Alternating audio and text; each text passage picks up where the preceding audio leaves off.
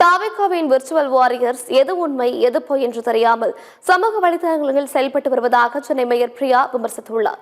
கலைஞர் பிறந்த நாளை முன்னிட்டு சென்னை திருவிக நகர் பகுதியில் நடைபெற்ற நிகழ்ச்சியில் பேசிய சென்னை மேயர் பிரியா, தேர்தல் வெற்றிக்கு நன்றி தெரிவிக்க சென்ற முதலமைச்சர் விஜய் ஆட்சியின் எதிர்கால திட்டங்கள் குறித்து பேசாமல் திமுகவை குறை கூறியதாக தெரிவித்தார்.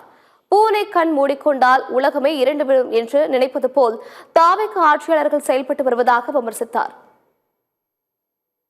நீங்கள் இன்னும் இத்தனை நாட்கள் ஆகி நாங்கள் இந்த திட்டங்களை புதுதாக செய்திருக்கிறோம், புதுசாக நாங்கள் கொண்டு வந்த திட்டம் அப்படின்னு இது வரைக்கும் ஒரு திட்டம் கூட செய்யலை. ஸ்டிக்கர் ஆட்சியும் சோஃபா ஆட்சியும் தான் இன்றைக்கு நம்ம தமிழ்நாட்டில் நடந்து வருகிறார்கள்.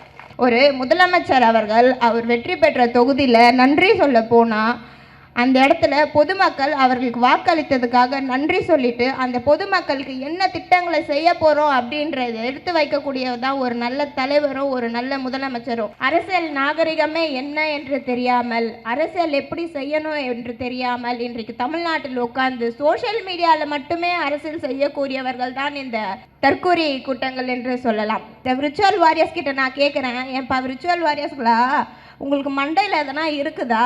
ஒரு கண்டென்ட் போடுறீங்க, போடுற கண்டென்ட்டு எது உண்மை எது பொய், எது போடணும் எது எல்லாம் கிடையாது. நாங்கள் விர்ச்சுவல் வாரியர்ஸ் நாங்கள் போடுவோம், என்னன்னா போடுவோம், எப்படின்னா போடுவோம்.